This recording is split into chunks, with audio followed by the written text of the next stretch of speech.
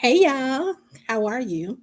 I think this is a little bit better. I don't know what was going on before. I know my hair looked raggedy. I got a whole situation going on, but it is what it is. I have vowed to do better about going online. So, hey, no time with the present, right? I don't know what is going on with this light, but who cares?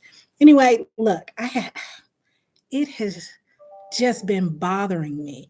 My last my last flight, uh, there was so many problems. So normally, let me start back. My name's Eve Clark, but I'm known as Disabled Diva Travels. And I have, if you're new here, hey, welcome. Come on in, sit down. Um, Hit the like button, subscribe, share, all that stuff. So look, I've had multiple sclerosis for 27 years, and I've had a lung disease called bronchiectasis. I've had that for 5, 6 years, something like that. And let's throw in some arthritis just so I can have the trifecta. But hey, look, what I want to talk about today is the growing problem I have had with accessible travel, right? I have always had uh, problems on flights here and there, but I never let it stop me.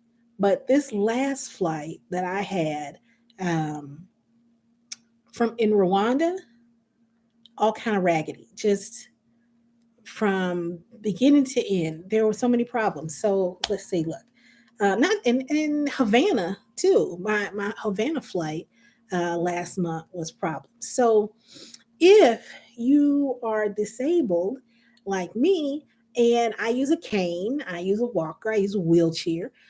But when I fly, I need wheelchair services, right? So I, when I book my ticket, there's usually a place for you to type in that you need um, wheelchair assistance. So I do that. When I arrive at the airport, I tell the gate agent, hey, I need wheelchair service. Then you wait for the wheelchair services.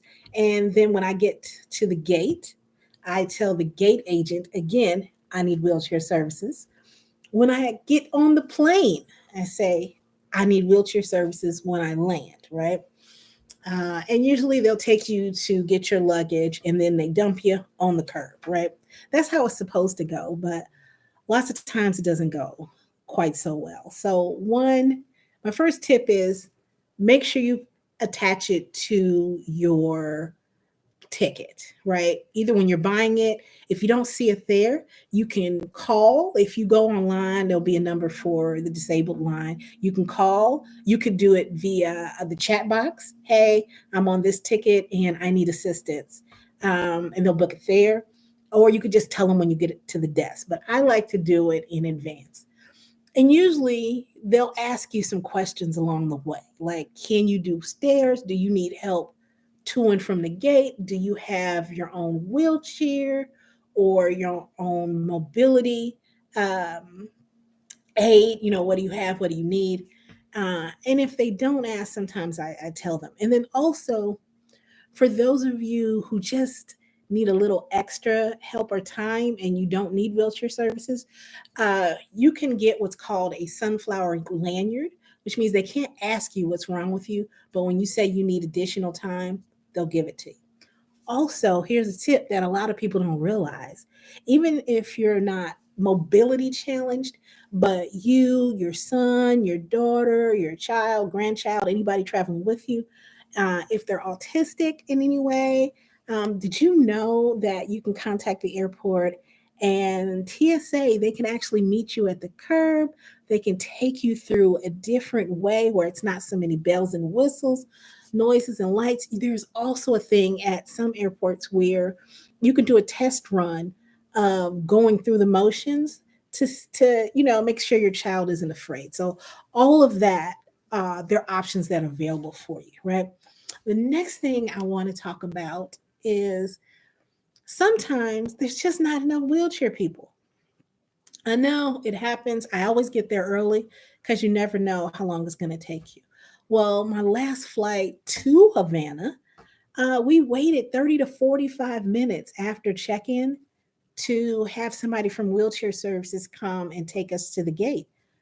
Well, they finally came. The guy came to push me and somebody else at the same time. And I don't know if you noticed it, but I got a little bit more cushion for the pushing. I'm a little fluffy. I'm a big girl, right?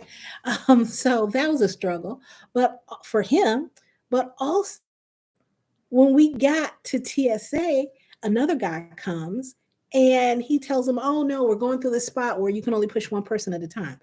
And he takes me, the other guy has the other lady, but he gets us up to the TSA counter to the podium. He just takes off. He looks at Melvin. He said, "Yo, partner, you good?" And Melvin's like, "What?" And the guy says, "All right, see you later." And we're like, "Oh, okay, this what we doing?" So Melvin and I, hey, we are always for some shenanigans. So, we just made it do what it do. And by the time Melvin and I got together and got through security, um, and got to Melvin was pushing me. By the time he got me to the gate, they were boarding, right? And luckily, the Southwest Airlines guy took over from there and pushed me down the jet bridge because the jet bridge by then was already backed up, and he pushed me right to the front. But then, um, when we arrived in Tampa, I believe it was we were flying through Tampa or Fort Lauderdale. The gate was next to the gate. So there's a guy, he pushes me off the plane. And usually, because I'm a little big girl, when I get off the plane, if I can do it, I will walk up the first two humps of the jet bridge and then sit down so they can push me from there. Just, trying to be a team player, right? Anyway, he pushes me to the next gate because it's literally we walk out and the next gate is where my next flight is.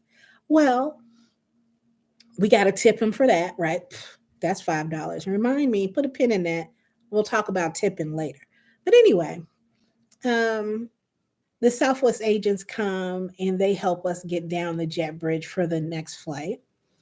And I tell them, of course, that I need wheelchair services when we get to Havana.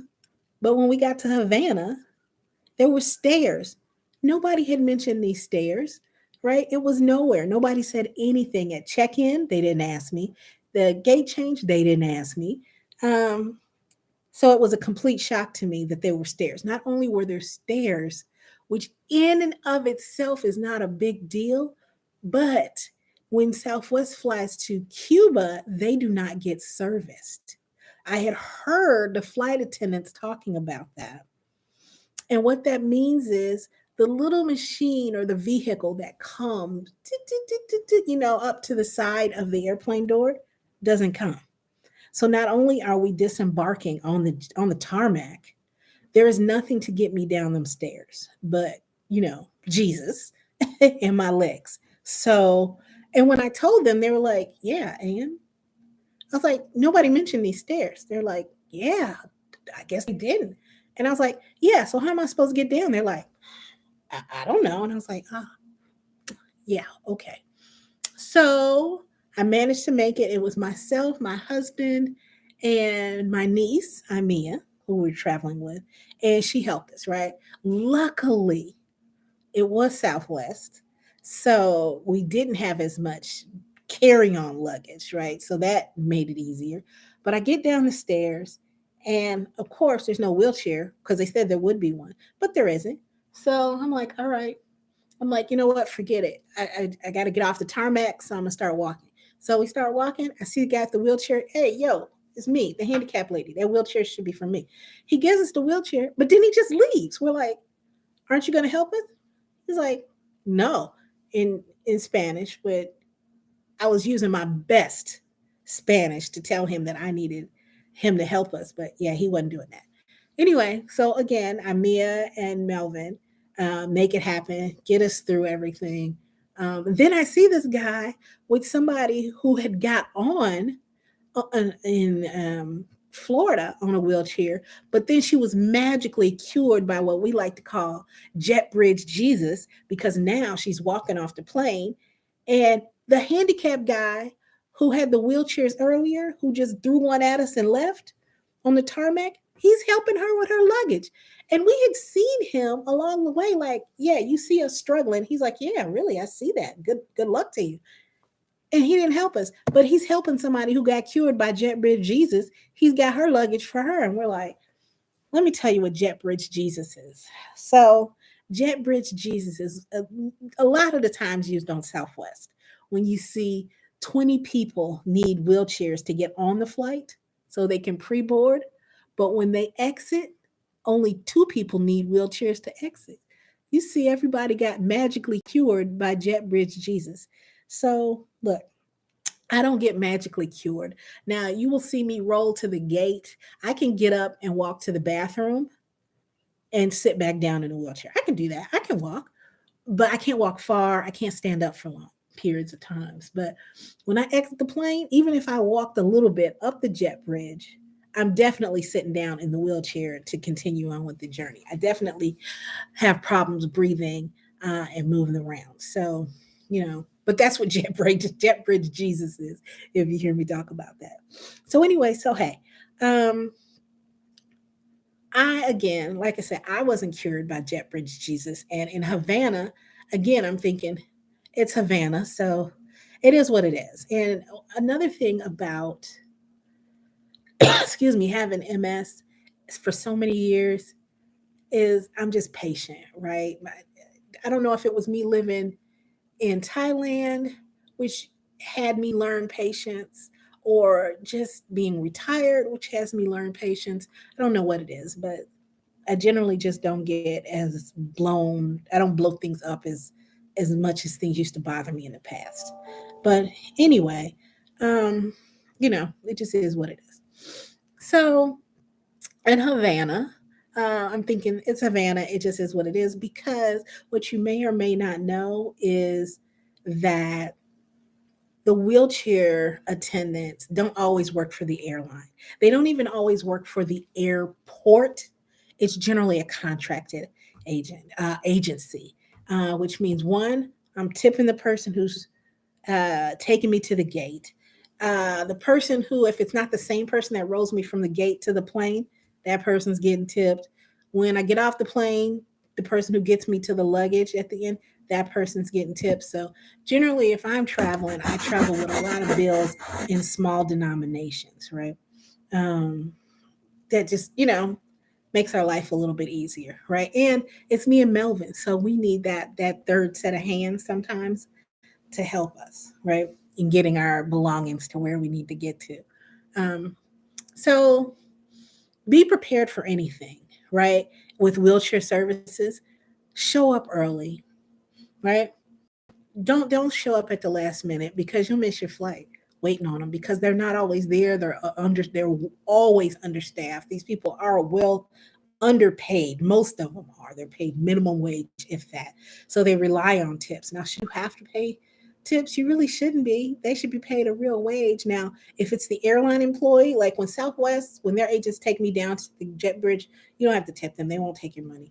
United in some airports, it's their employees that do it. They won't take any money. Or sometimes those those airline employees will take money from you. It just depends. But anyway, we usually always have some cash on hand. Sometimes we go back and forth on what type of currency to use. If we're going to tip them in U.S. funds, or do we have money left if it's at the end of our trip in local currency? You know, we just make it do what it do. So tip money, have that handy. That's something to remember. Um, the other thing I was talking about time, show up early, right? When you're landing in your destinations, have patience because everybody talks about how the handicapped people are the first ones to get on the plane, but we're the last ones to get off, right? For whatever reason. Sometimes there's just not enough people to get you at the end when you get off the plane. Some countries or some states have it better under control than others. I know one time in France, we landed in Paris. We got on the truck that comes to the door at the top of the plane, and then they roll you across to the building.